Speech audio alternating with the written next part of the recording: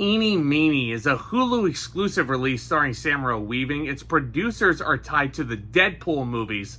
And I sat through this one, and I didn't necessarily know what to expect necessarily. I knew there were some pretty famous people in it. Beast Mode Marshawn Lynch is in this movie for a little bit.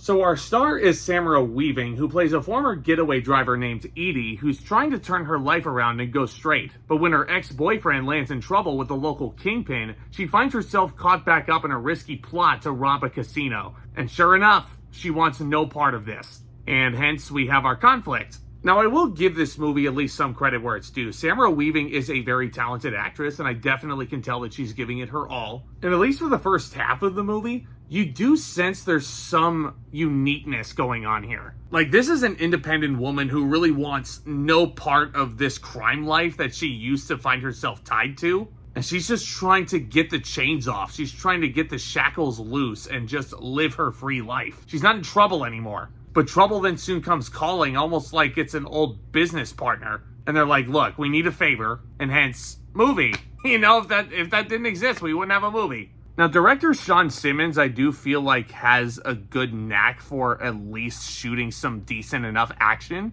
I'm not overly familiar with his work. This is the first of his movies that I've seen. But I think in terms of composition, he does show some promise here. Because technically speaking, the cinematography and the editing, that's all fine. You can see all the action pretty clear. The car chases can be pretty entertaining in a vacuum. And speaking of entertainment, man, again, I mentioned Marshawn Lynch.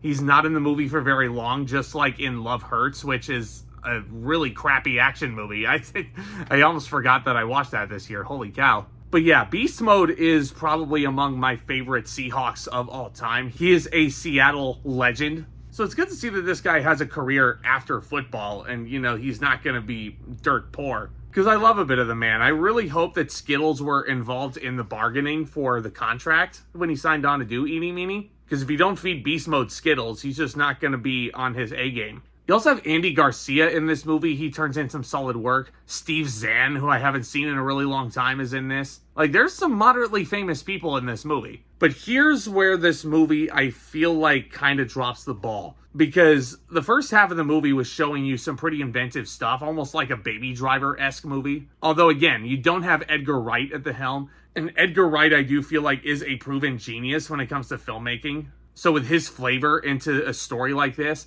it made Baby Driver a damn near perfect movie for me. This movie has some elements of what made Baby Driver as good as it was. But Eenie Meanie definitely focuses on the more ordinary parts of life. And that's where I feel like the movie kind of loses steam a little bit. Because a romance does come into the picture.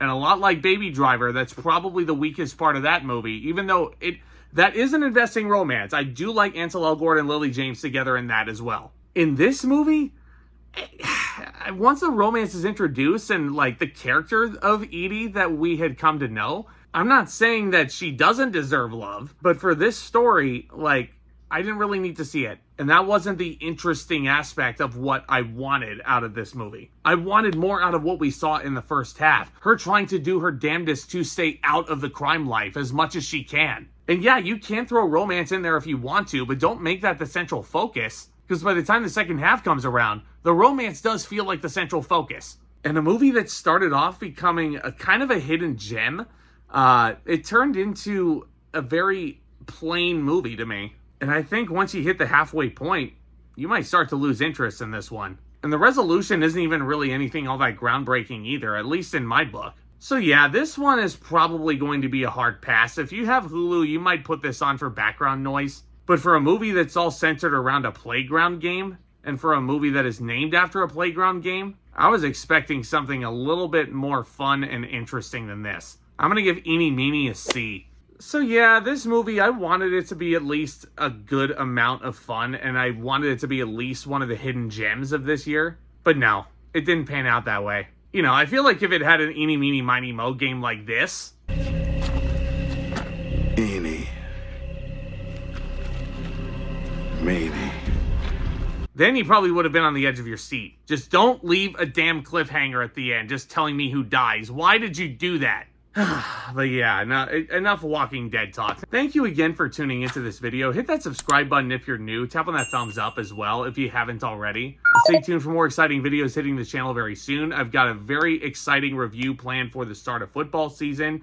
I'm also going to be starting up my Halloween review with a very special first video that sort of links to something else that I'm doing in my real life. And of course, Lindsay and I opened up our second channel, the ZNL Magic Crew. I'll leave a link to it down in the description box, so please subscribe to that if you haven't. Thank you so much again, my friends. Y'all are the best. And with all that being said, back talk, commence.